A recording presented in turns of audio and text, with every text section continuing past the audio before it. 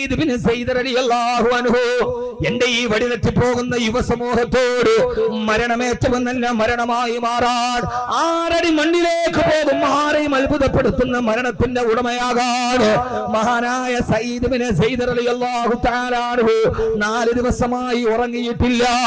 ജിഹാദ് നടക്കാൻ പോവുകയാണ്. അതിന്റെ തിരക്കിന്റെ ഇടയിൽ 4 ദിവസമായി മഹാനവറുകൾ ഉറങ്ങിയിട്ടില്ല. ആ ഉറക്കം നഷ്ടപ്പെട്ടിട്ട് ശരീരം മുഴുവനും കരന്നൂങ്ങുമ്പോ കൂട്ടുകാരൻ പറഞ്ഞു, സഈദേ യുദ്ധത്തിന് പോകേണ്ടതല്ലേ, ഒന്നുകിലെന്ന് ഉറങ്ങ് സഈദേ. മഹാനായ സഈദ് ബിൻ സൈദ് റളിയല്ലാഹു തആല അൻഹു കൂട്ടുകാരന്റെ നിർബന്ധത്താൽ 4 ദിവസം തുടർച്ചയായി ഉറക്കം നഷ്ടപ്പെട്ട മഹാനായ സഹാബി ആ പട്ടാള ക്യാമ്പിൽ കിടന്നിട്ട് ഉറങ്ങുകയാണ്. 4 ദിവസം നിരന്തരമായി ഉറങ്ങാതിരുന്നിട്ട് അവസാനം ഉറക്കം വരുമ്പോ ഗാഢനിദ്രയിലോട്ട് കടന്നു പോയപ്പോ ഉറക്കത്തിൽ കിടന്നിട്ട് മഹാനായ സഈദ് റളിയല്ലാഹു തആല അൻഹു ഉറക്കത്തിൽ വിളിച്ചു പറയാ, മഹല്ലിനി യാ ഇനാ മറലിയാ മഹല്ലിനി യാ ഇനാ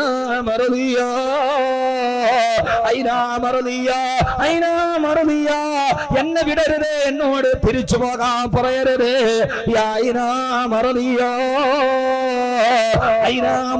എന്ന് പറഞ്ഞാൽ ഒരു പെണ്ണിന്റെ പേരാ.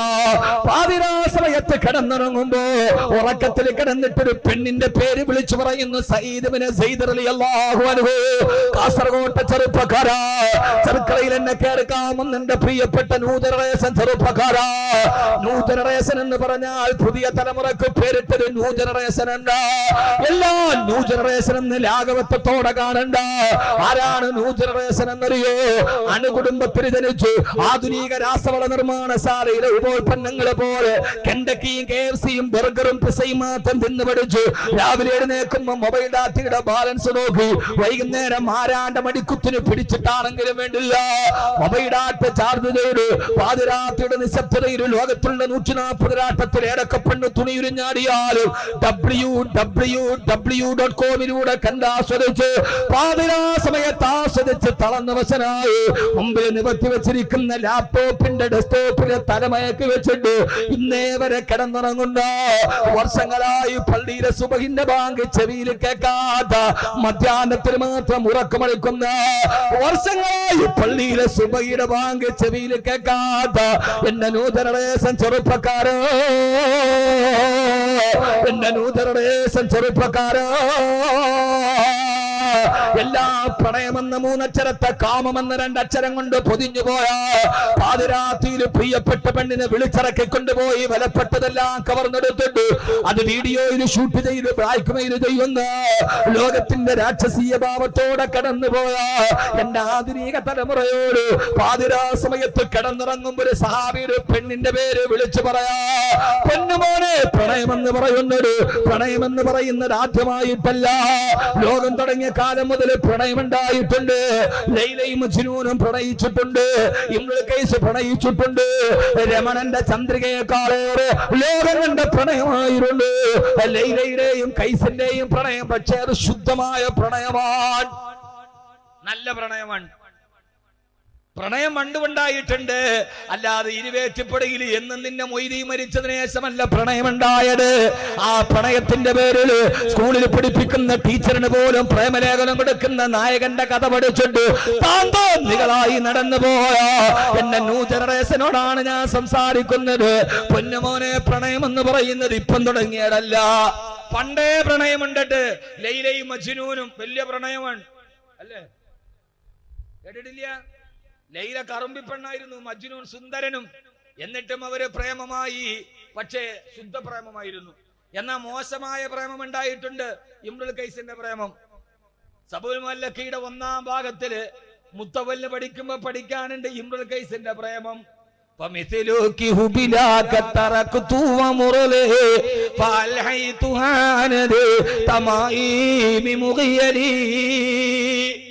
എന്ന് പാടിയിട്ടുണ്ട് ഇംറുൽ ഖൈസ്. ഞാൻ അതിന്റെ അർത്ഥമൊന്നും പറയുന്നില്ല. പക്ഷെ സഹോദരങ്ങളെ, കൽബിന്റെ ഉള്ളിൽ വെളിച്ചമുണ്ടായാൽ ഏറ്റവും വലിയ പ്രണയമേടെന്നറിയോ? ഉറക്കത്തിൽ കിടന്ന് വിളിച്ചു പറയാനൊരു പെണ്ണിന്റെ പേര് മഹല്ലിനി യാ ഇനാ മർദിയാ എന്നെ പറഞ്ഞു വിടല്ലേ ഐറാമറിയ. അടുത്തിരുന്ന കൂട്ടുകാരൻ കൈയടിച്ചിട്ട് പറഞ്ഞു, എന്തായി കാണിക്കുന്നത്? എഴുന്നേക്ക് എഴുന്നേക്ക്. ഈ ഉറക്കത്തിൽ പിച്ചുമ്പേയും പറയാൻ നമ്മൾ ഉറക്കത്തിൽ കിടന്ന് ഭയങ്കര സ്നേഹമുള്ള പെൺപിള്ളേരുടെ പേരൊക്കെ രാത്രി ഉറക്കത്തിൽ കിടന്ന് വിളിച്ചു പറയും, ഉമ്മ കേൾക്കും. അപ്പോഴാണ് ഉമ്മക്ക് മനസ്സിലാകുക ഈ പിച്ചുമ്പേ. നിങ്ങളൊന്ന് ചിന്തിക്കുന്ന, ഇതൊക്കെ പിച്ചുമ്പേയും പറയാ. വല്ലാതെ ഹൃദയത്തിൽ ഇഷ്ടകൂടിയാല് പിന്നെ ഉറക്കത്തിൽ കാണുന്നത് അവളെയാണ്, പിന്നെ കണ്ണു തുറന്നാ കാണുന്നത് അവളാണ്, പിന്നെ നെഞ്ചിനുള്ളിൽ നീയാണ്, കണ്ണടച്ചാ നീയാണ്, കാലുപൊക്കിയാ നീയാണ്. ഈ ഒരു പാട്ടും പാടുമാടി നടക്കുമ്പോ എന്റെ പ്രിയപ്പെട്ട സഹോദരങ്ങളെ, ഇത് പാടേണ്ടത് സ്വന്തം ഭാര്യയുടെ മുഖത്ത് നോക്കിയിട്ടാണ്. ഞാനതൊന്നും പറയുന്നില്ല. ഇൻഷാ അല്ലാഹ് 26-ാം തീയതി പള്ളങ്കോട് ഞാൻ പ്രസംഗിക്കുന്നുണ്ട്. ഹസ്രത്ത് ആയിഷ, സത്യദൂതരുടെ സഹധർമ്മിണി. ഹസ്രത്ത് ആയിഷ, സത്യദൂതരുടെ സഹധർമ്മിണി. ഒളിച്ചോടിപ്പെടുന്ന പെണ്ണിന് പാഠമായി, ഒളിച്ചോടി കാമുകന്റെ കൂടെ പോകുന്ന പെണ്ണിന് പാഠമായി. ആധുനിക ലോകത്തിന്റെ മുമ്പിൽ ആയിഷ ബീവിയെ നമ്മൾ അവതരിപ്പിക്കുകയാണ് 26-ാം തീയതി പള്ളങ്കോട്. ഇൻഷാ അല്ലാഹ് അവിടെ വെച്ച് പറയാം. അല്ലാഹു തൗഫീഖ് നൽകട്ടെ, അല്ലാഹു തൗഫീഖ് നൽകട്ടെ. കൂട്ടുകാരൻ തട്ടി എഴുന്നേപ്പിച്ചു, എഴുന്നേക്ക്. ചാടി എഴുന്നേറ്റു. എന്താ ഈ പിച്ചുമ്പേയും പറയുന്നത്? ആ സമയത്ത് പറഞ്ഞു, കൂട്ടുകാരാ, ഞാൻ ഉറങ്ങാൻ കിടന്നപ്പോ ഞാനൊരു സുന്ദരമായ സ്വപ്നം കണ്ടു. കൂട്ടുകാരാ, ഞാനൊരു സ്വപ്നം കണ്ടു. എന്താ സ്വപ്നം? ആ സ്വപ്നം അത്ഭുതമായിരുന്നു. ഇനി പെണ്ണുങ്ങൾക്ക് ഭക്ഷണം കൊടുത്ത ഖാലിദേ, ഒരു സൈഡിൽ നിന്ന് ബഹളമൊന്നും ഉണ്ടാക്കരുത്. എന്ത് ബഹളം ഉണ്ടാക്കുക ഒരു പിടി ചോറിന്?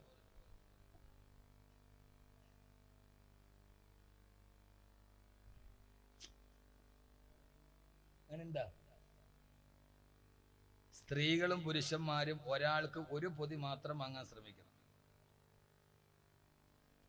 ഒരാൾ തന്നെ 2 മേടിക്കും. അപ്പൊ അവർക്ക് വിശന്നിട്ടല്ലേ കൊടുക്കും. വിശപ്പ് പറയാണ്ട് ഭക്ഷണം കൊടുക്കും. എന്നാലും ഒരു സദസ്സായതുകൊണ്ട് തികയൂല. അവര് വിചാരിച്ചതിന്റെ ഇരട്ടി ആള് വന്നു എന്നാ പറയാം. ഇതാണ് വല്ലപ്പോഴും വന്നാലുള്ള ഗുണം. എല്ലാരും വരും. സുർ ഹിബ്ബ തസ്തുദ് ഹുബ്ബ എന്നാണ്. ഭാര്യയുടെ അടുത്ത് പോലും എല്ലാ ദിവസവും പോകരുത്. ഒരു ദിവസം ലീവൊക്കെ ഇട്ടിട്ട് പോകും. എന്നും പോയൊരു സ്നേഹം കാണൂല. വല്ലപ്പോഴും പോയ നല്ല സ്നേഹമായിരിക്കും. അല്ലേ ടോപ്പേ? ഗോവയിലൊക്കെ പോയിട്ട് തിരിച്ച് 2 ദിവസം വീട്ടിൽ വന്നിരിക്കുമ്പോ അതാണ്. എപ്പോഴും പോയ സുർ ഹിബ്ബ തസ്തുദ് ഹുബ്ബ. അള്ളാഹു നമ്മുടെ ഈ സ്നേഹത്തെ അള്ളാഹു നിലനിർത്തി തരട്ടെ. അള്ളാഹു സ്നേഹത്തെ നിലനിർത്തി തരട്ടെ. എൻ്റെ പ്രിയപ്പെട്ട സഹോദരങ്ങളെ, സഹോദരിമാരെ, അതുകൊണ്ട് എല്ലാവരും ഒരു പൊതി വെച്ച് മാത്രം വാങ്ങിക്കണം. 2ാമത് പൊതി വാങ്ങിക്കുന്നത് ദുൽമാണ്, അനുവദനീയമല്ല, അത് ഹറാമാണ്. കാരണം എന്തുകൊണ്ട്? തൃപ്തിപ്പെട്ട് തരുന്നത് നമുക്ക് അനുവദനീയമായതെന്തോ അതാണ് ഹലാൽ, നമുക്ക് അനുവദനീയമാകാത്തതെന്തോ അത് ഹറാമാണ്. 2ാമത് പൊതി വാങ്ങിക്കരുത്. എന്തിനാണ് നല്ല സദസ്സിൽ വന്നിട്ട് നമ്മൾ നിഷിദ്ധമായിട്ട് കഴിക്കുന്നത്? ഒരു പൊതി വാങ്ങിക്കുക, ബറക്കത്തോടു കൂടി കഴിക്കുക.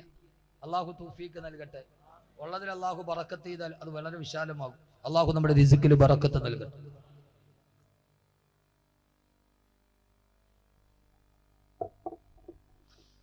ഇപ്പൊ എന്താ നമ്മൾ പറഞ്ഞു നിർത്തിയത്? ഞാൻ പറഞ്ഞു നിർത്തിയത് എന്താ? എനിക്ക് മറന്നു പോയിട്ടല്ല, നിങ്ങൾക്ക് ഓർമ്മയുണ്ടോ എന്ന് ഞാൻ പരിശോധിച്ചാണ്. നിങ്ങൾക്ക് ഓർമ്മയുണ്ടോ എനിക്ക് മറന്നിട്ടാണ്? അല്ല, നിങ്ങൾ ഓർമ്മയുണ്ടോ? നിങ്ങൾ ഇപ്പോഴും ചോറിന്റെ പൊതിയിലാണോ? നിങ്ങളുടെ അറിയാൻ വേണ്ടി ചോറ് പൊതിയാണോ വാക്കവിയുടെ വാതിലാണോ നിങ്ങളുടെ മനസ്സിലെന്നറിയാം. അപ്പൊ നിങ്ങൾ വിജയിച്ച വാക്കയുടെ വാതിൽ വെക്കുക. അള്ളാഹു നമ്മളെ സ്വീകരിക്കട്ടെ. ഇത് കഴിഞ്ഞ് അവസാനിച്ചിട്ട് നമുക്ക് ഒന്നിച്ചിരുന്ന് കുറച്ച് ദിക്റുകൾ ചെയ്യണം. ഒരു സമയം 10 മണിയല്ലേ? 10-10:30 കൂടി നമുക്ക് അവസാനിക്കും. പോരെ? 10 11 ആയാലും പ്രശ്നമില്ല.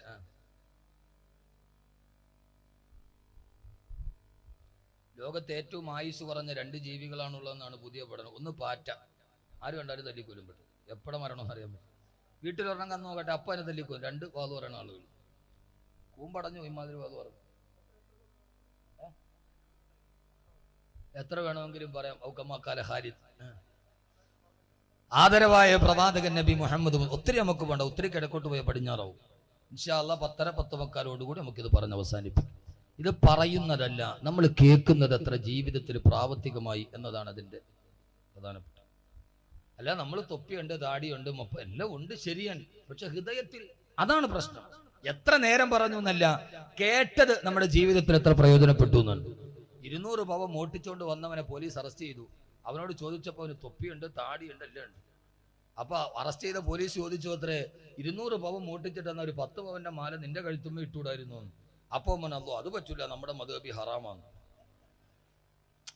നമുക്കിടല് ഹറാമാണ്, ഇതെല്ലാം ഉണ്ട്, എന്നാ പിന്നെ നമുക്കൊന്നും അറിഞ്ഞുകൂടാ എന്നൊരവസ്ഥയിലേക്ക് നമ്മൾ മാറരുത്. ഞാനീ പറയും, നമ്മുടെ ലോകത്ത് തിരക്ക് കൂടി, നമുക്ക് 100 റക്അത്തൊന്നും നിസ്കരിക്കാൻ സമയമില്ലപ്പോ.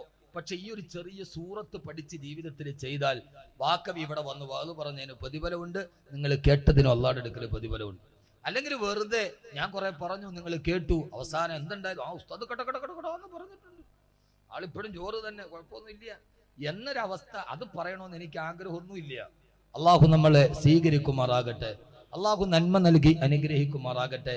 ഈ സ്നേഹം എന്ന് നിലനിൽക്കണം എന്ന ആഗ്രഹമുള്ള ഒരാളാണ് ഞാൻ. ആദരവായ പ്രവാചകൻ നബി മുഹമ്മദ് മുസ്തഫ, സ്നേഹം എന്ന് നിലനിൽക്കണം. അതുകൊണ്ട് തന്നെ ഞാനിപ്പോ എന്റെ ശൈലി, ഞാൻ ഇപ്പൊ ആരുമായിട്ടും ഒരടുപ്പവും ഇല്ല, ആരുമായിട്ടും ഇല്ല. പ്രസംഗിക്കും, പോവും, വീട്ടിൽ പോവും, അല്ലെങ്കിൽ എവിടെയെങ്കിലും കിടക്കും, ആരുമായിട്ടൊരു അടുപ്പില്ല. എന്തുകൊണ്ട് ഒത്തിരി അടുക്കണ്ടെന്ന് കരുതി. അതുകൊണ്ട് ആ സ്നേഹബന്ധം എന്ന് നിലനിൽപ്പുണ്ട്. ഈ ടോപ്പ് ഞാൻ വന്ന അന്ന് മുതൽ അദ്ദേഹത്തെ അറിയാം, ഇപ്പോഴും അറിയാം. ഞാൻ അദ്ദേഹമായിട്ട് ഒത്തിരി കൂടുതൽ അടുത്തിട്ടുമില്ല, കൂടുതൽ അകന്നിട്ടുമില്ല. അതുകൊണ്ട് ആ സ്നേഹബന്ധം അങ്ങനെ തന്നെയാണ്. ഖാലിദ് അഷ്റഫ് സാഹിബ് ഒക്കെ, അഷ്റഫ് സാഹിബിന്റെ ആദ്യത്തെ കൂട്ടുകാരനാണ് കാസർഗോഡ്. കൂടുതൽ അടുപ്പവും ഇല്ല, കൂടുതൽ അകലവും ഇല്ല. അതുകൊണ്ട് ആ സ്നേഹം അന്നും ഇന്നും ഒട്ടും കുറയാതെ ഉണ്ട്. അതാണ് ഏറ്റവും നല്ലത്. ഒത്തിരി അടുത്താലും പ്രശ്നമാണ്, ഒത്തിരി അകന്നാലും പ്രശ്നമാണ്. NSS ആണ് നല്ലത്, സമദൂരം സമസാമീപ്യം, എല്ലാവരും സമദൂര സിദ്ധാന്തം, അതാണ് നല്ലത്.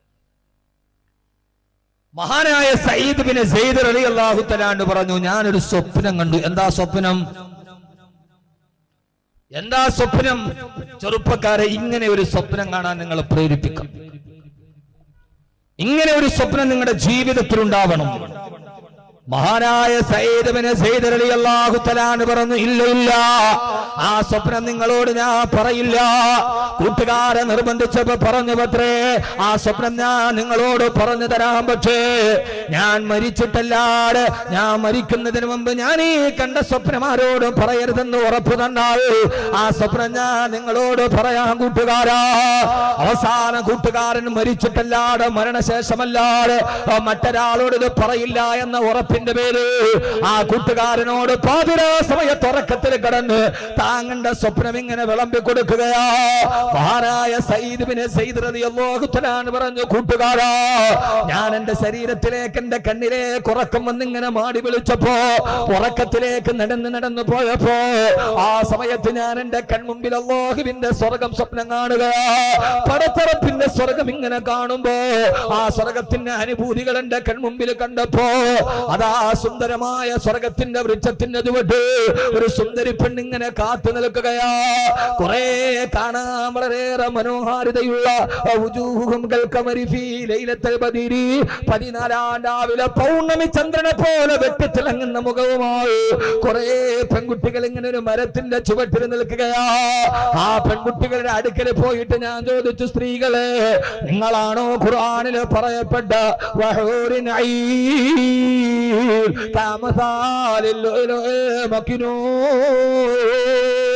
നിങ്ങളാണോ സ്വർഗത്തിൽ ഖുർആനിൽ പറയപ്പെട്ട ഹൂറിയങ്ങൾ എന്ന് ചോദിച്ചപ്പോ, ആ സുന്ദരികളായ നയനമനോഹരികളായ പെൺകുട്ടികൾ എന്നോട് മറുപടി പറഞ്ഞു, അല്ല അല്ല, ഞങ്ങൾ ഹൂറിയങ്ങളല്ല, ഞങ്ങൾ ഹൂറിയങ്ങളുടെ പരിചാരകരാണ്, യഥാർത്ഥ ഹൂറി പെണ്ണുങ്ങളെ സർവന്റുകളാണ് ഞങ്ങൾ. ഹൂറികൾ ഇതിന്റെ മറുഭാഗത്താണ് നിൽക്കുന്നതെന്ന് പറഞ്ഞപ്പോ ഞാൻ ആ മറുഭാഗത്തേക്ക് നടന്നു പോകവേ, സ്വർഗത്തിന്റെ സിദ്ർ വൃക്ഷത്തിന്റെ ചുവട്ട് ആര് കണ്ടാലും മതിമയങ്ങി പോകുന്ന പൗർണമി ചന്ദ്രനെ പോലെ വെട്ടിത്തിളങ്ങുന്നൊരു പെൺകുട്ടി ആ വൃക്ഷത്തിന്റെ ചുവട്ടിൽ ഇങ്ങനെ നിൽക്കുകയാ. ഞാൻ ആ പെൺകുട്ടിയുടെ അടുക്കലേക്ക് പോയിട്ട് ചോദിച്ചു, നീ ആരാ? അപ്പോഴാണ് പറഞ്ഞത്, ഞാൻ ആരെന്നറിയോ? ഞാൻ നിന്റെ സ്വർഗത്തിലെ ഭാര്യയാണ്, ഞാൻ നിന്റെ സ്വർഗത്തിന്റെ ഭാര്യ, ഞാൻ നിനക്ക് സ്വർഗത്തിൽ അല്ലാഹു കരുതി വെച്ച ഭാര്യ. നിന്റെ പേരെന്താണ്? എന്റെ പേരാണ് ഐനാ മർദിയ, ഐനാ മർദിയ. എന്റെ പേര് ഐന മർദിയ എന്നാ. എന്റെ ചെറുപ്പക്കാര് സമയത്ത് ഉറക്കത്തിൽ കിടന്നപ്പോ സയ്യിദ് റളിയല്ലാഹു തആല ഉറക്കത്തിൽ വിളിച്ചു പറഞ്ഞത് ഈ പെൺകുട്ടിയുടെ പേരാ ഐന മർദിയ. ബഹുമാനപ്പെട്ട സയ്യിദ് റളിയല്ലാഹു തആല പറയാ, ആ പെണ്ണിന്റെ മനോഹാരിത കണ്ടപ്പോ അവൾ എന്റെ സ്വർഗത്തിൽ അല്ലാഹു വെച്ചിരിക്കുന്ന ഭാര്യയാണെന്ന് ഉറപ്പായപ്പോ അവളുടെ ശരീരത്തിലേക്ക് പിടിക്കാൻ ഇങ്ങനെ കൈ കൊണ്ടുപോയപ്പോ കൈ തട്ടി മാറ്റിയിട്ട് പറഞ്ഞു, വേണ്ട സയ്യിദേ, ഞാൻ നിന്റെ സ്വർഗത്തിലെ ഭാര്യ, നീ ഇപ്പോഴും ദുനിയാവിലാണ് നിലനിൽക്കുന്നത്, നിനക്കിപ്പോൾ ഞാൻ അനുവദനീയമല്ല, അതുകൊണ്ട് നീ നേരെ ദുനിയാവിലേക്ക് മടങ്ങിപ്പോയിക്കൊള്ളുക. ആഗ്രഹത്തോടെ കൈ തൊടാൻ പോയപ്പോ ദുനിയാവിലേക്ക് തിരിച്ചു പോകാൻ ആ പെൺകുട്ടി എന്നോട് പറഞ്ഞപ്പോ അപ്പോഴാണ് വിളിച്ചു പറഞ്ഞത്, മഹല്ലിനീ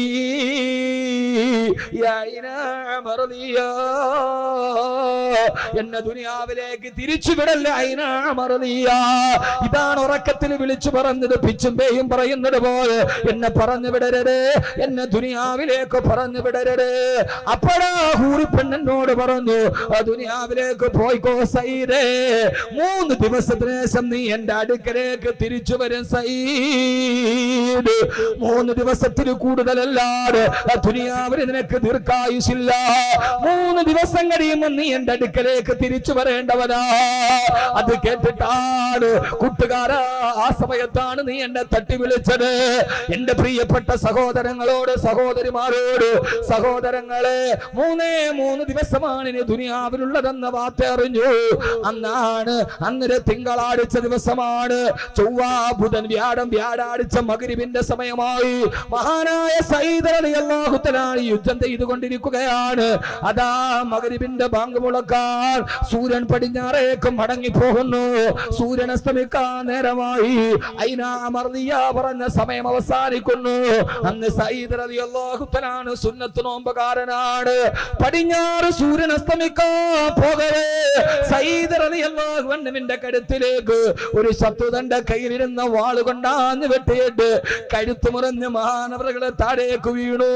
രക്തം തടം തല്ലിയോ തൊടുകുമ്പോ സഹാബത്തോട് കൊണ്ടുവന്ന് കുടിക്കാൻ വെള്ളം കൊടുത്തിട്ട് പറഞ്ഞു, സയ്യിദ്, മഗ്രിബിന്റെ ബാങ്ക് മുഴങ്ങാറായി, നോമ്പ് തുറക്ക് സയ്യിദ്. സയ്യിദ് റളിയല്ലാഹു തആല പറഞ്ഞു, ഇല്ല ഇല്ല, ഞാൻ നോമ്പ് തുറക്കുന്നില്ല. ഒരു നോമ്പുകാരനായിട്ട് എനിക്കെന്റെ പടച്ചുറപ്പിന്റെ മുമ്പിൽ പോകണം. എനിക്കെന്റെ സ്വർഗത്തിന്റെ ഭാര്യ കാത്തിരിക്കുകയാ. സഹോദരങ്ങളെ, 3 ദിവസം കൊണ്ട് സ്വപ്നത്തിൽ കണ്ടതുപോലെ 3ാമത്തെ ദിവസം നോമ്പുകാരനായി കഴുത്ത് വെട്ടി രക്തം തടം തല്ലി ആ തൊടുകു തന്റെ സ്വർഗത്തിന്റെ ഭാര്യയുടെ സമീപത്തിലേക്ക് തിരിച്ചുപോയി. മഹാനായ സയ്യിദ് ഇബ്നു സയ്യിദ് റളിയല്ലാഹു തആല അൻഹു, മഹാനായ സയ്യിദ് ഇബ്നു സയ്യിദ് റളിയല്ലാഹു തആല അൻഹു, ഞാൻ എന്റെ സഹോദരങ്ങളോട് സഹോദരിമാരോട് നെഞ്ചിൽ കൈവച്ച് ചോദിക്കുകയാ, അൽഹാകുമുത് തകാസുർ ഹത്താ അസ്റതുൽ മഖാബിർ. കക്ബറയിലേക്ക് ഒരു ദിവസവും നമ്മളെയും കൊണ്ടുപോവുകയില്ലേ? അന്നത്തെ ദിവസം വിട പറയുമ്പോ കഞ്ചാവിന്റെ ലഹരിയിലല്ല, മദ്യത്തിന്റെ സുഖത്തിലല്ല, കാമുകി പെണ്ണിന്റെ മടിത്തട്ടിലല്ല, സുന്നത്ത് നോമ്പ് പിടിച്ച് അള്ളാഹുവിന്റെ സ്വർഗത്തെ കണ്ട് ഭാര്യ മക്കളോട് സലാം പറഞ്ഞ് വിട പറയാ. 6 അടി മണ്ണിലേക്കുള്ള യാത്ര ശുഭകരമാക്കാൻ ഇവിടെ നിങ്ങൾ പരിശ്രമിക്കണേ. ഇതല്ലാതെ നമ്മുടെ ജീവിതത്തിലൊന്നുമില്ല. ഇതല്ലാതെ നമ്മുടെ ജീവിതത്തിലൊന്നും ബാക്കിയില്ല.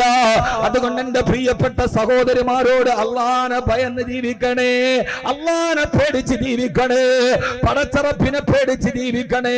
എന്റെ പ്രിയപ്പെട്ട സഹോദരാ സഹോദരി, എന്റെ പ്രിയപ്പെട്ട സഹോദരാ, പാരാവാരം പോലെ പരന്നു കിടക്കുന്ന മരുഭൂമിയിൽ, ഒരു മനുഷ്യവാസത്തിന്റെ വിദൂര സാധ്യത പോലും ഇല്ലാത്ത മരുഭൂമിയിൽ തന്റെ പ്രിയപ്പെട്ട ഭർത്താവ് കൈക്കുഞ്ഞിനെ കയ്യിലേൽപ്പിച്ചിട്ട് മരുഭൂമിയിലൂടെ അകലേക്ക് നടന്നു പോകുമ്പോ ഭർത്താവ് ഉപേക്ഷിച്ചിട്ട് പോയ ചോരപ്പൈതലിനെ കയ്യിൽ പിടിച്ച് ആ ചോരപ്പൈതല് പൈതാഹത്തിന് വേണ്ടി നിലവിളിക്കുമ്പോ മരുഭൂമിയിൽ നിന്ന് ഒലിച്ചു വന്ന വെള്ളം കുടിപ്പിച്ച് സഫാ മർവയുടെ ഇടയിലൂടെ ഓടി അവസാനം 9 വർഷക്കാലം തന്റെ ഭർത്താവില്ലാതെ തന്റെ പൊന്നുമോനെ കഷ്ടപ്പെട്ട് വളർത്തിയ ഭാര്യ.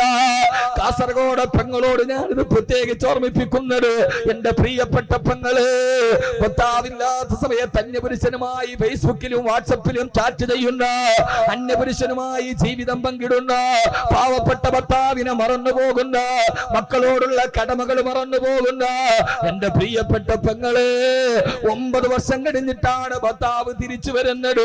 വരുന്ന സമയത്ത് 9 വയസ്സുകാരനായ പൊന്നുമോൻ ഇസ്മായിൽ ഓടിച്ചെന്ന് വാപ്പാനെ കെട്ടിപ്പിടിച്ചു മുത്തം കൊടുത്തിട്ട് അന്ന് രാത്രി ഉറക്കത്തില് സ്വപ്നം കാണുന്നു. ഒരു കഥക്ക് പോലും പറയാൻ കഴിയാത്ത, ടോൾസ്റ്റോയുടെ കഥക്ക് പറയാൻ കഴിയാത്ത നാടകമുഹൂർത്തം. രാവിലെ എഴുന്നേറ്റിട്ട് പറഞ്ഞു, ഹജറ, നമ്മുടെ മകന്റെ കഴുത്തിറക്കാൻ അല്ലാഹു ഇന്നലെ രാത്രിയിൽ എന്നോട് പറഞ്ഞു. ഹാജറ പരിഭവമില്ലാതെ പൊട്ടിക്കരയാതെ തന്റെ പ്രിയപ്പെട്ട ഭർത്താവിനോട് വളർത്തിയതിന്റെ കണക്ക് പറഞ്ഞിട്ടില്ല. 9 വർഷം നിങ്ങൾ ഇവിടെ ഇല്ലാതിരുന്നപ്പോ ഈ കുഞ്ഞിനെ ഞാനാണ് വളർത്തിയതെന്ന് കണക്ക് പറഞ്ഞില്ല. അള്ളാഹുവിന്റെ കൽപ്പന ഇതാണെങ്കിൽ പിടിച്ചോണ്ട് പറഞ്ഞു.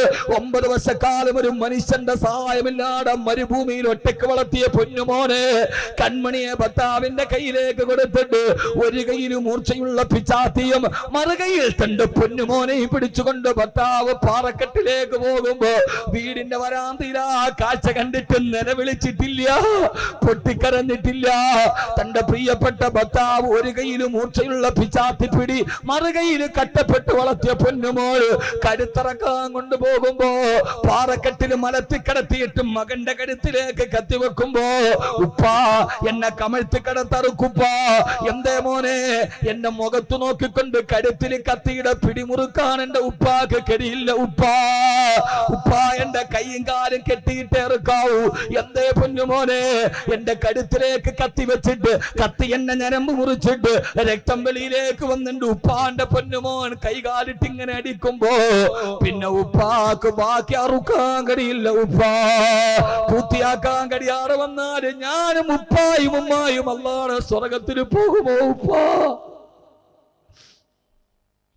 ഉപ്പെങ്ങാനും ഈ കാര്യത്തിൽ നിന്ന് തിരിഞ്ഞു പോയാൽ പിന്നെ നമുക്ക് സ്വർഗത്തിൽ പോകാൻ കഴിയില്ലല്ലോ. ഉപ്പ എന്റെ കയ്യും കാലും കെട്ടിയിട്ടിട്ട് അറുക്കണം. മൂന്നാമത് പറഞ്ഞു, എന്റെ രക്തം പുരണ്ട കുപ്പായം എന്റെ പൊന്നുമ്മാനെ ഒരിക്കലും കാണിക്കല്ല ഉപ്പ, എന്റെ ഉമ്മാക്കത് സഹിക്കാൻ കഴിയില്ല. ഞാൻ ഈ കേട്ട് പടകിയ കഥ വീണ്ടും ആവർത്തിച്ചത് എന്തെന്നറിയോ? പൊന്നുമോനെ പാറക്കെട്ടിലും മരന്ന് കിടക്കുമ്പോ കഴുത്തിലേക്ക് കത്തിവെക്കുമ്പോ ഉപ്പാനോട് സ്വർഗമെന്ന് പറഞ്ഞു കൊടുക്കുന്നൊരു മകനെ പാവപ്പെട്ട ഇബ്രാഹിം നബിക്ക് സമർപ്പിച്ചു കൊടുത്തതാണെന്നറിയോ? 9 വർഷക്കാലം ഉപ്പയില്ലാതെ മകനെ വളർത്തുമ്പോ ഓരോ സമയത്തും മകനോട്, മോനെ ഇസ്മായിലേ, നിന്റെ വാപ്പ നമ്മളെ ഉപേക്ഷിച്ചിട്ട് പോയത് വാപ്പാടെ സുഖത്തിനല്ല, അള്ളാടെ കൽപ്പനക്ക് വേണ്ടിയാണ് വാപ്പ നമ്മളെ ഇട്ടിട്ട് പോയതെന്ന്. വാപ്പയില്ലാത്ത സമയത്തും മക്കളോട് വാപ്പയുടെ ത്യാഗങ്ങൾ പറഞ്ഞു കൊടുത്ത്, കഷ്ടപ്പാടുകൾ പറഞ്ഞു കൊടുത്ത് വളർത്തിയ പ്രിയപ്പെട്ട ഭാര്യ ബഹുമാനപ്പെട്ട ബീവി ഹാജറ റളിയല്ലാഹു തആല അൻഹാ. കാസർഗോഡ് ഭർത്താക്കന്മാരെ, ഭർത്താവ് വീട്ടിലില്ലാത്ത സമയത്ത് ഓരോ സമയത്തും നമ്മുടെ മക്കൾക്ക് ഭക്ഷണം വിളമ്പി കൊടുക്കുമ്പോ ഓരോ സമയത്തും പൊന്നുമക്കളെ, വാപ്പ ദുബൈയിൽ കിടന്ന് കട്ടപ്പെട്ടുണ്ടാക്കുന്ന, വാപ്പ സൗദി അറേബ്യയിലും മണലാരുണ്യത്തിലെ കിടന്ന് കട്ടപ്പെട്ടിട്ട് അയച്ചു തരുന്ന പൈസയാണ് മക്കളെ ഈ ഭക്ഷണമെന്ന് നമ്മളില്ലാത്ത സമയത്ത് നമ്മുടെ ത്യാഗത്തെ കുറിച്ച് മക്കളോട് പറഞ്ഞു കൊടുത്ത് വളർത്തുന്ന മോനെ. കാസർഗോഡും ചെറുക്കളയിലും വാപ്പ അങ്ങാടിയിൽ നട്ടുച്ച നേരത്ത് ജോലി ചെയ്ത് മത്സ്യക്കച്ചവടം നടത്തി കൂലിപ്പണി ചെയ്ത് ഓട്ടോറിക്ഷ ഓടിച്ചിട്ട് കിട്ടുന്ന വരുമാനമാണ് നമ്മുടെ ഈ ഭക്ഷണം. മക്കൾക്ക് 3 നേരം ചോറ് വിളമ്പി കൊടുക്കുമ്പോ, മക്കളെ ഈ ചോറ് നിന്റെ വാപ്പ നട്ടുച്ച നേരത്ത് 3 ചക്രത്തിന്റെ മുകളിൽ ഓടിച്ചോടിച്ചുണ്ടാക്കുന്നതാണ്. നിന്റെ വാപ്പ കഷ്ടപ്പെട്ടുണ്ടാക്കുന്ന മുതലാണ് നമ്മൾ ഈ കഴിക്കുന്ന ഭക്ഷണമെന്ന് ഭർത്താവില്ലാത്ത സമയത്ത് ഭർത്താവിന്റെ ത്യാഗത്തെ കുറിച്ചും മക്കളോട് പറഞ്ഞു വളർത്തുന്ന ഒരു ഹാദറയെ നമുക്ക് കിട്ടിയില്ലെങ്കിൽ പൊന്നുമോളെ, ഇതാണൊരു പെണ്ണിന്റെ നിയോഗമെന്ന് മനസ്സിലാക്കാൻ. അല്ലാതെ പാവപ്പെട്ട ഭർത്താവ് ഗൾഫിൽ കിടന്ന് കഷ്ടപ്പെടുമ്പോ അവൻ ജീവിതത്തിന്റെ രണ്ടറ്റം തമ്മിൽ കൂട്ടിമുട്ടിക്കാൻ ഓട്ടോറിക്ഷ ഓടിച്ച് നടക്കുമ്പോ അവനെ കാലം തൊലിവെളുപ്പുള്ളവനെ കാണുമ്പോ അവന്റെ ശരീരത്തിന്റെ പുറകെ പോകുന്നവളെ ലതറവുന്നൽ ജഹീം ലതറവുന്നൽ ജഹീം, നീ ജഹീം എന്ന കത്തിക്കാളുന്ന നരകത്തെ കാണുക തന്നെ ചെയ്യുമെന്ന് സൂറത്ത് തകാസുർ. അങ്ങനെ ഒരു ഭാര്യയെ നമുക്ക് കിട്ടണം. നമ്മളില്ലാത്ത സമയത്ത് നമ്മുടെ ത്യാഗത്തെ കുറിച്ച് ഭാര്യയോട് മക്കളോട് പറഞ്ഞു കൊടുത്ത് വളർത്തുന്ന ഒരു ഭാര്യ. ഹസ്രത്ത് ആയിഷ പള്ളംകോടി ഞാൻ പറയുന്നുണ്ട്. ഇപ്പൊ എന്റെ ബാക്കി അള്ളാഹു നമ്മുടെ ഭാര്യമാരെ അങ്ങനെ ആക്കി തരട്ടെ. ഇതില്ലെങ്കിൽ പിന്നെ ജീവിതത്തിന് എന്ത് സുഖമാണുള്ളത് സഹോദരങ്ങളെ? ജീവിതത്തിൽ എന്ത് ബാക്കിയാണ് നമുക്കുള്ളത്? ഒന്നുമില്ല. അവരോടാണ് പറഞ്ഞത് ലതറവുന്നൽ ജഹീം, നിങ്ങൾ കത്തിക്കാളുന്ന നരകത്തെ കാണുക തന്നെ. അള്ളാഹു നരകത്തിൽ നമ്മളെ കാക്കട്ടെ. അള്ളാഹു നരകത്തിൽ നിന്ന് കാക്കട്ടെ. അള്ളാഹു നരകത്തിൽ നിന്ന് കാക്കട്ടെ. ഖുർആനിലെ ഏറ്റവും പേടിപ്പെടുത്തുന്നുണ്ട് എന്റെ സഹോദരിമാരോട്. ഗൾഫുകാരന്റെ ജീവിതം കഷ്ടമാണ്. 1000 റിയാലുമായിട്ട് വീട്ടിലേക്ക് അയക്കാൻ പോകുവൻ. നട്ടുച്ച നേരത്ത് മടുക്കുമ്പോ ടാക്സിക്കാരനോട് ചോദിക്കും, എത്ര റുപ്യ? 10 റിയാൽ, 10 റിയാൽ. അപ്പൊ അവൻ വിചാരിക്കും പിന്നെ 999 ബാക്കിയുള്ളൂ, 90.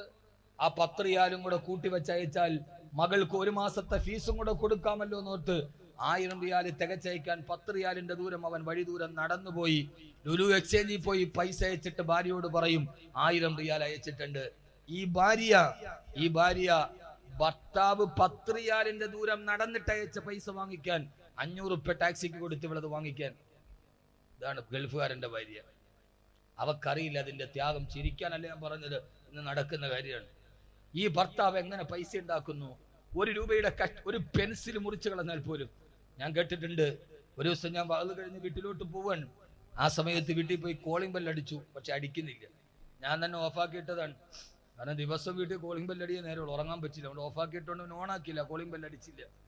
ഞാൻ മെല്ലെ വാതിൽ തുറന്ന് കയറാൻ പോയപ്പോ എൻ്റെ ഭാര്യ എൻ്റെ 2ാമത്തെ മോനെ വല്ലാതെ ശകാരിക്കുന്നു, ദേഷ്യപ്പെടുന്നു. ഞാൻ അവള് നോക്കിയപ്പോ അവളും ചോദിക്കുകയാണ്, വാപ്പ കഷ്ടപ്പെട്ട് ഉണ്ടാക്കിക്കൊണ്ട് വരുന്ന മക്കളെ നിങ്ങൾക്ക് അറിഞ്ഞൂടെ? ഞാൻ എൻ്റെ വാതുപ്പടി നിന്ന് കരഞ്ഞുപോയി.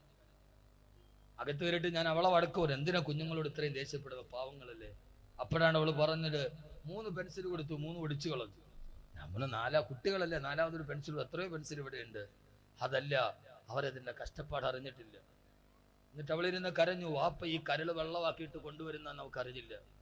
സഹോദരങ്ങളെ, നമ്മളില്ലാത്ത സമയത്ത് വാപ്പയുടെ കഷ്ടപ്പാടുകൾ പറഞ്ഞു കൊടുത്തു മക്കളോട്. മക്കളെ, ഈ ചോറിന്റെ ഉള്ളിൽ ഒരു ഉപ്പുരസമുണ്ടെങ്കിൽ അത് വാപ്പയുടെ വിയർപ്പിന്റെ ഉപ്പുരസമാണെന്ന് നമ്മുടെ അഭാവത്തിൽ നമ്മുടെ മക്കളോട് പറഞ്ഞു വളർത്തിക്കൊണ്ടുവരുന്ന ഒരു ഭാര്യയാണ് ജീവിതത്തിലെ ഏറ്റവും വലിയ സൗഭാഗ്യം. അള്ളാഹു നമ്മളെ അങ്ങനെ ആക്കി തരട്ടെ. സഹോദരിമാരെ, അതാണ് നമ്മുടെ ദൗത്യം എന്ന് തിരിച്ചറിയാൻ. ഇല്ലെങ്കിൽ ഞാൻ സൂറത്ത് തകാസുറിന്റെ ഒരു ചർച്ച ഇവിടെ അവസാനിപ്പിക്കുകയാണ്. അള്ളാഹു നമ്മുടെ ഭാര്യമാരെ നന്നാക്കി തരട്ടെ. അള്ളാഹു നമ്മുടെ കുടുംബത്തെ നന്നാക്കി തരട്ടെ. ഒളിച്ചോട്ടങ്ങൾ വർദ്ധിക്കുന്നു, ജീവിതം സങ്കടത്തിൻ്റെതായി മാറുന്നു. അള്ളാഹു സുബ്ഹാനഹു വ തആല നമ്മുടെ ജീവിതത്തിൽ എല്ലാവിധ ബുദ്ധിമുട്ടുകളും മാറ്റി അള്ളാഹു അനുഗ്രഹിക്കുമാറാകട്ടെ. ജാഗരൂകരാകണം പെണ്ണെ. നിന്റെ ഈ ശരീരവും നിന്റെ ഈ സ്വർണ്ണം അല്ലാതെ അവൻ ആവശ്യമില്ല. കഴിഞ്ഞ ആഴ്ച എൻ്റെ വീട്ടിലൊരു ഭർത്താവ് വന്നിട്ട് പറഞ്ഞു, ഉസ്താദെ എൻ്റെ ഭാര്യയെ ഒരു മുസ്ലിയാർ അടിച്ചുകൊണ്ടുപോയി. ഞാൻ മുസ്ലിയാരായാലും കൊണ്ടുപോയി, ഒരു മുറി മുസ്ലിയാരാണ്. അവൻ ഗൾഫിലൊക്കെ പോയിട്ട് വന്നിട്ട് പിന്നെ അവൻ ഒരു മന്ത്രവാദത്തിന്റെ മുസ്ലിയാരായതാണ്. പറ്റിയ പണി അതായത് കൊണ്ട് അവൻ ജീവിക്കാൻ വേണ്ടി ആയതാണ്, അല്ലാതെ അവൻ ഇൽമു പഠിച്ച ആളല്ല. ഇൽമു പഠിച്ച ആളുകൾ അങ്ങനെ ആവില്ല. ഇനി അങ്ങനെ ഏതെങ്കിലും ഒന്ന് ആകുന്നുണ്ടെങ്കിൽ അത് ഇൽമിന് കുഴപ്പമുള്ളത് കൊണ്ടല്ല, അവൻ ശൈത്താനായതുകൊണ്ടാണ്. ഇൽമിന് കുറവുള്ളത് കൊണ്ടല്ല, പിന്നെ അവൻ ശൈത്താനായതുകൊണ്ടാണ്. എൻ്റെ പ്രിയപ്പെട്ട സഹോദരങ്ങളെ, ഹറമിൽ പോയിട്ടും ഇതൊക്കെ തോന്നുന്നവനെ കുറിച്ചിട്ട് അവൻ ഇബ്ലീസാണോ ഇബ്ലീസിന്റെ ഉസ്താദാണോ എന്ന് നമുക്ക് അത്ഭുതം തോന്നുന്നു. അള്ളാഹു നമ്മുടെ സമൂഹത്തെ കാക്കട്ടെ. അള്ളാഹു നമ്മുടെ സമൂഹത്തെ കാക്കട്ടെ. എൻ്റെ പ്രിയപ്പെട്ട സഹോദരങ്ങളെ, അയാൾ എന്നോട് പറഞ്ഞു, ഉസ്താദെ എങ്ങനെയാണെന്നറിയോ, മെഡിക്കൽ കോളേജിൽ പോയി. അപ്പോൾ ഒരുത്തരം കണ്ടു, അവൻ ചെറിയ അസ്മായിന്റെ ചികിത്സയൊക്കെ ഉണ്ട്. അവൻ പറഞ്ഞു അത്ര, ഞാൻ 4 വർഷം മദീനത്തെ പള്ളിയിലായിരുന്നു, 4 വർഷം വെളിയിൽ ഇറങ്ങിയിട്ടില്ല. അവിടെ കിടന്നുകൊണ്ട് ഞാൻ 36 ഉംറ ചെയ്തു. ഇവര് വിശ്വസിച്ചു. അത് ഞാൻ ചെയ്തു. പച്ച പൊട്ടികളെ മദീനത്തെ പള്ളിയിൽ കിടന്നിട്ട് ആരെങ്കിലും ഉംറ ചെയ്യൂ? ബോധം എന്ന് പറയുന്ന ഒരു സാധനം വേണ്ടേ? മാർക്കറ്റിംഗ് കേട്ടാൽ ആരാ വീഴാത്തത്? മദീനത്തെ പള്ളിയിൽ 4 വർഷം ഞാൻ കിടന്നിട്ട് 36 ഉംറ ചെയ്തു. ആ 36 ഉംറ ചെയ്തതിൻ്റെ ഇടയിൽ രാത്രി ഞാൻ സ്വപ്നം കണ്ടു, ഒരു പെണ്ണെനിക്കൊരു കൂജയിൽ വെള്ളവും കൊണ്ടുവന്നു. ഞാനപ്പം നബി സല്ലല്ലാഹു അലൈഹി വസല്ലമയോട് ചോദിച്ചു, നബിയെ ഞാനിത് കുടിച്ചോട്ടെ? ഇപ്പൊ എല്ലാവരും നബിയോട് നേരിട്ട് ചോദിക്കില്ല. ഇപ്പൊ നബിയാണല്ലോ ഏറ്റവും വലിയ ആയുധം. നബി തങ്ങളോട് ഞാൻ ചോദിച്ചു, അപ്പൊ നബി തങ്ങൾ പറഞ്ഞു കുടിച്ചോളാൻ. ഞാൻ അത് കുടിക്കാൻ വേണ്ടി പോയപ്പോ ആ പെണ്ണ് കൂജയായിട്ട് അപ്രത്യക്ഷമായി. 4 വർഷമായിട്ട് എന്റെ സ്വപ്നത്തിൽ വന്ന പെണ്ണിനെ ഞാൻ അന്വേഷിച്ച് നടക്കാൻ. ഇപ്പോഴാണ് ഞാൻ കണ്ടുമുട്ടിയത്. ആ സ്വപ്നത്തിൽ കണ്ട പെണ്ണിന് നിന്റെ മുഖമായിരുന്നു. ഇവള് വീണു. ആ നെറ്റ്വർക്കിൽ മാർക്കറ്റിംഗിൽ ഇവള് വീണു. ഇടി പച്ച പൊട്ടി, നിനക്ക് തോന്നണ്ട ഇത് കള്ളവാന്ന്? അതെങ്ങനെ ഞാൻ വല്ലതും പറഞ്ഞാൽ വല്ലതും കൂടിപ്പോകും. അതങ്ങനെ അവക്ക് കഥയൊന്നും വെക്കണ്ട. വോട്ടിന് അതിനകത്തേക്ക് ഈ ഒരു അവസ്ഥയിൽ ചൂഷണം ചെയ്യുമ്പോ നമുക്കറിഞ്ഞുകൂടെ? അതൊരു ചികിത്സയുടെ മറവിൽ നടന്നി. എന്റെ പ്രിയപ്പെട്ട സഹോദരങ്ങളെ, സയ്യിദന്മാരുണ്ട്, അവരൊരു വെള്ളം ഊതിയിട്ട് തൊട്ട് തന്നാൽ പോലും ശിഫയാണ്. അതിനിപ്പോ അത്രയും വലിയ കഥയൊന്നും അവർക്ക് വേണ്ട. കാരണം അവരുടെ കൈകൾക്ക് വറക്കത്തിന്റെ ശിഫയുണ്ട്. സൂഫികളായി ഉലമാക്കളുണ്ട്, സന്തോഷത്തോടെ ജീവിച്ച സൂഫികളുണ്ട്, സയ്യിദന്മാരുണ്ട്. അവരെന്ന് കൈപൊക്കി ആമീനൊന്ന് ചെറിയ അക്ഷരത്തിൽ പറഞ്ഞാൽ മതി, അതിന് പ്രതിഫലമുണ്ട്. ലോകത്ത് കാണുന്ന സർവ്വതിന്റെയും പുറകെ പോയിട്ട് അവസാനം അതിനെ പറഞ്ഞിട്ട് കാര്യമുണ്ടോ? അള്ളാഹു നമുക്ക് ബോധം നൽകി അനുഗ്രഹിക്കുമാറാകട്ടെ. അതുകൊണ്ട് അള്ളാഹുവിനെ പേടിച്ച്, നന്മയെ പേടിച്ച് ജീവിക്കുക. ഖുർആനിലെ ഏറ്റവും പേടിപ്പെടുത്തുന്ന ആയത്താണ് സൂറത്തു തക്കാസുർ. ഏറ്റവും പേടിപ്പിക്കുന്ന സൂറത്താണ് സൂറത്തു തക്കാസുർ. അള്ളാഹു ആ സൂറത്ത് കൊണ്ട് പേടിയോടെ ജീവിച്ച് അള്ളാഹുവിന്റെ മുമ്പിൽ നല്ല അടിമകളായി ജീവിക്കാൻ അള്ളാഹു തൗഫീഖ് നൽകും. തുടങ്ങിയിട്ടുള്ള അള്ളാഹു ദിക്റൊക്കെ തരുമ്പോ ലാവൂടെ? മാഷാ, നിങ്ങളെ ഭാഗ്യമുണ്ട്. ഒരായത്തും കൂടെ കേട്ടോളി. ഇത് അനന്തമായിട്ട് നീണ്ടു പോരുത് കേട്ടോ.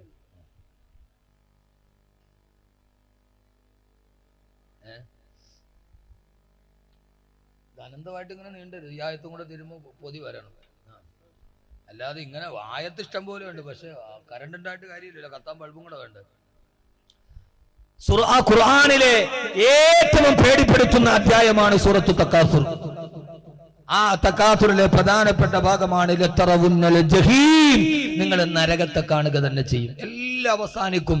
അവസാനം നരകത്തിന്റെ മുമ്പിൽ പേടിച്ച് നിലവിളിക്കുമ്പോ യദ്ഊന വൈലൻ വയദ്ഊന സുബൂറാ. അള്ളാഹു നരകത്തിൽ നമ്മളെ കാക്കട്ടെ.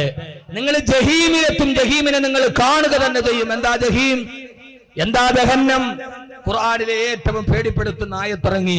ഏറ്റവും പേടിപ്പെടുത്തുന്ന ആയത്ത് ഞാൻ ഓതി കേൾപ്പിക്കാം. ഏതാ ഏറ്റവും പേടിപ്പെടുത്തുന്ന ആയത്ത്? ഏതാ ഖുർആനിലെ? ഏതാ? നമ്മൾ ഖുർആനൊക്കെ വലിയ പഠിക്കണം. ഖുർആനിലെ ഏറ്റവും പേടിപ്പെടുത്തുന്ന അധ്യായം സൂറത്ത് തക്കാസുർ. ഖുർആനിലെ ഏറ്റവും പേടിപ്പെടുത്തുന്ന സൂറത്ത് ആയത്ത് അറിയില്ല? എന്നാ ഇനി പഠിച്ചോളി. ഏറ്റവും പേടിപ്പെടുത്തുന്ന സൂറത്ത്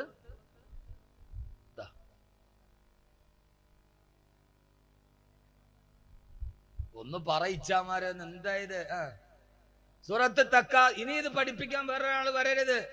ഇങ്ങനെയല്ലേ നമ്മൾ പഠിക്കുക. സൂറത്തു തക്കാസുർ ഏറ്റവും പേടിപ്പെടുത്തുന്ന ആയത്ത്. ഏതായാലും ഏറ്റവും പേടിയുള്ളത് നരകമാണല്ലോ. അപ്പൊ അതുമായിട്ട് ബന്ധപ്പെട്ട ആയത്താകൂല്ലോ. ഖുർആനിൽ ആയത്ത് കേട്ടോളി. ലതറവുന്നൽ ജഹീം. നിങ്ങൾ നരകത്തെ കാണുക തന്നെ ചെയ്യും. എന്താ നരകം?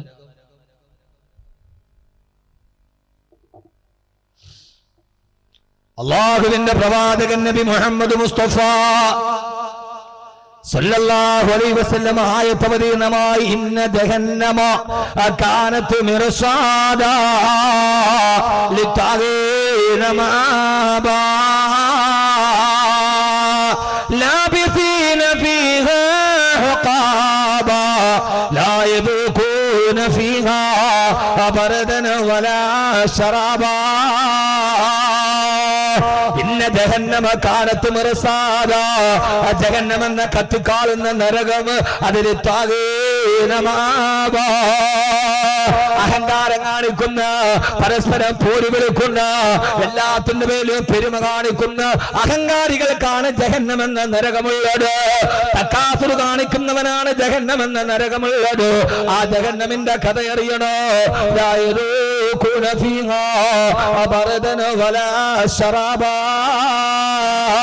ആ നരകത്തിന് തണുപ്പെന്ന് പറയുന്ന ഒരു അനുഭവം പോലുമില്ല. തണുപ്പെന്ന് പറയുന്ന ഒരു രുചി പോലും നരകത്തിലില്ല. ആ നരകത്തിലാണെങ്കിലോ ഇല്ല ഹമീമോ വഗസ്സാഖ. ആ നരകത്തിൽ ഹമീം എന്ന് പറയുന്ന ചീഞ്ചലമല്ലാതെ മറ്റൊന്നുമില്ല. എന്താ ഹമീം എന്നറിയോ? നരകവാസികളെ നരകത്തിൽ കിടന്ന് കത്തിക്കരിഞ്ഞ് ചാമ്പലായി അവരെ ശരീരത്തിലെ തീനാളങ്ങൾ കയറുമ്പോ ആ നരകത്തിന്റെ മറുഭാഗത്ത് ഒരു വലിയൊരു പുഴ കാണുകയാ. തീയിൽ കിടന്ന് വെന്ത് കരിയുന്നവൻ പുഴയിലെ വെള്ളം കാണുമ്പോ ഉത്സാഹത്തോടെ ഓടുന്നത് പോലെ നരകവാസികളാ പുഴയിലെ കൊടാണ്ടുടങ്ങുന്നു. ഓടി ഓടി ഓടി ആ പുഴയുടെ മുമ്പിലെത്തുമ്പോ അവിടെ തണുത്ത വെള്ളമെടുക്കുന്ന പുഴയല്ല, പിന്നെയോ ഇല്ല ഹമീമൻ വഗസ്സാഖ. അവിടെ ഹമീം എന്ന ചീന്തലം ഇങ്ങനെ തിളച്ചു മറിയുന്ന പുഴയാ, ഹമീമിന്റെ പുഴയാ. ആ ചൂട് കൊണ്ട്, ഇപ്പോഴത്തെ ചൂട് നമുക്കറിയാമല്ലോ, ആ ചൂട് കൊണ്ട് വെള്ളത്തിന് മുമ്പിലെത്തുമ്പോ ഹമീമിന്റെ ചൂട് കാരണത്താൽ അവരുടെ മാംസം മുഴുവനും ഉരിഞ്ഞ് താഴോട്ട് വീണിട്ട് ഒരു മസ്തികൾ മാത്രമായിട്ട് അവശേഷിക്കുമ്പോ അവരവിടെ നിന്ന് വീണ്ടും തിരിച്ച് നരകത്തിലേക്ക് ഓടും. ആ നരകത്തിലേക്ക് ഓടുമ്പോ പാതി വഴിയിൽ അവർക്ക് ദുനിയാവിന് ഓർമ്മ വരും. കാരണം എന്താ? ദുനിയാവിൽ ഒരു വെള്ളം എത്ര ചൂടുള്ളതാണെങ്കിലും കുറെ സമയം കഴിയുമ്പോ തണുക്കുമല്ലോ. ഈ വെള്ളം ഒടിച്ചു വെക്കുമ്പോ നല്ല ചൂടാണ്. ഇപ്പൊ കുറച്ച് കഴിഞ്ഞപ്പോ ഇത് തണുത്തു കഴിഞ്ഞു. തങ്ങൾ ഇത്രയും ദൂരം ഓടുന്നതിന്റെ ഇടയിൽ ആ നരകത്തിലെ നേരത്തെ കണ്ട പുഴയിലെ വെള്ളം തണുത്തിട്ടുണ്ടെന്ന് കരുതി അവര് വീണ്ടും തിരിച്ച് ഹമീമിലേക്ക് ഓടും. അവിടെ ചെല്ലുമ്പോ ഹമീമിന്റെ വെള്ളം തണുത്തിട്ടില്ല. അവിടെ നിന്ന് വീണ്ടും തിരിച്ചവര് നരകത്തിലേക്ക് ഓടുക. വീണ്ടും പാതിവടിയിൽ ദുനിയാവിന് ഓർമ്മ വന്നു. തണുപ്പെന്ന് കരുതി വീണ്ടും പുഴയിലോട്ട് ഓടുന്നു. മുഹമ്മദ് കബീർ ഗൂഗിളിൽ സെർച്ച് ചെയ്തിട്ട് പറയുന്നവരല്ല, ഇത് അഹമ്മദ് കബീർ പച്ച കിതാബ് നോക്കിയിട്ട് പറയുന്നവരല്ല. അല്ലാഹുവിന്റെ വിശുദ്ധ ഖുർആൻ يطوفون بينها وبين حميم فبأي آلاء ربكما تكذبان. അവർ ഈ ഹമീമിനെയും നരകത്തിനെയും ഇടയിൽ ഇങ്ങനെ പാഞ്ഞു പാഞ്ഞു അവസാനം നരകത്തിൽ കിടന്ന് വഹിക്കുമ്പോ ഖുർആനിലെ ഏറ്റവും പേടിപ്പെടുത്തുന്ന ആയത്തിതാണ്. മുത്തുനബി സല്ലല്ലാഹു അലൈഹി വസല്ലം പറയുകയാ, നരകത്തിൽ കിടന്നവൻ ഇങ്ങനെ കരിഞ്ഞവസരിക്കുമ്പോ 1000 വർഷം നരകത്തിൽ കിടന്നവൻ അല്ലാഹുവോട് പറയുമത്രേ, അല്ലാഹുവേ അല്ലാഹുവേ, നരകത്തിലെ ആദ്യത്തെ ദിവസത്തെ എന്റെ ശിക്ഷയുണ്ടല്ലോ, അതിലേക്ക് നീ എന്നെ മടക്കണേ അല്ലാ. ആദ്യത്തെ ദിവസത്തെ ശിക്ഷയല്ല നരകത്തിലെ രണ്ടാമത്തെ ദിവസം കൂടും. രണ്ടാമത്തെ ദിവസത്തെ ശിക്ഷയല്ല, മൂന്നാമത്തെ ദിവസം കൂട്ടും അല്ലാഹു. ഓരോ ദിവസം കഴിയുന്തോറും ശിക്ഷ ഇങ്ങനെ കൂട്ടിക്കൊണ്ടുവന്ന് 1000 വർഷം നരകത്തിൽ കിടന്നവന്റെ ദുആ, അല്ലാഹുവേ ആദ്യത്തെ ദിവസത്തെ ശിക്ഷയിലേക്ക് എന്നെ മടക്കുമോ അല്ലാ എന്നല്ലാഹുവോട് താണുകയാണ് ചോദിക്കുമ്പോ ഒരു കരുണയില്ലാതെ പടച്ചറപ്പിന് കരുണ കിട്ടണമെങ്കിൽ സൂറത്ത് തക്കാസുർ ഉറങ്ങുന്നതിന് മുമ്പ് ഓടണം. അവനോട് കരുണയില്ലാതെ അല്ലാഹു പറയുമത്ര, ഇല്ല ഇല്ല ഫദൂഖൂ ഫലൻ നസീദകും ഇല്ലാ അദാബാ.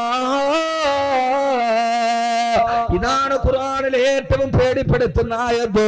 ഫദൂഖൂ, ഈ നരകത്തെ കിടന്ന് നീ രുചിച്ചു കൊള്ളുക. ഫലൻ നസീദകും ഇല്ലാ അദാബാ. ഓരോ ദിവസം കഴിയും തോറും നിനക്ക് ഞാൻ ശിക്ഷ കൂട്ടി തരുമെന്ന് ഒരു കരുണയില്ലാതെ യജമാനനായ അല്ലാഹു അവരോട് പറയുമെന്ന് അല്ലാഹുവിന്റെ വിശുദ്ധ ഖുർആൻ.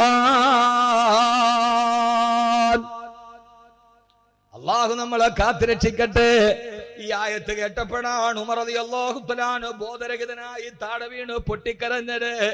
സഹാബത്ത് താങ്ങിയെടുത്തപ്പോ പറഞ്ഞു, കൂട്ടുകാരെ, നിങ്ങൾക്കൊക്കെ അല്ലാഹുവിന്റെ മുമ്പിൽ പേടിക്കേണ്ടതില്ല.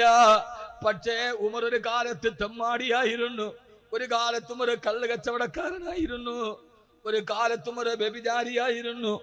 പിന്നെയാണ് മുത്തന്നെ കൈ പിടിച്ചിട്ട് ഇസ്ലാമിലേക്ക് കൊണ്ടുവന്നത്. ഈ നരകം കേൾക്കുമ്പോ എന്റെ പഴയകാലത്തിന്റെ പ്രവർത്തനങ്ങളോത് എനിക്ക് സങ്കടം വരുന്നു.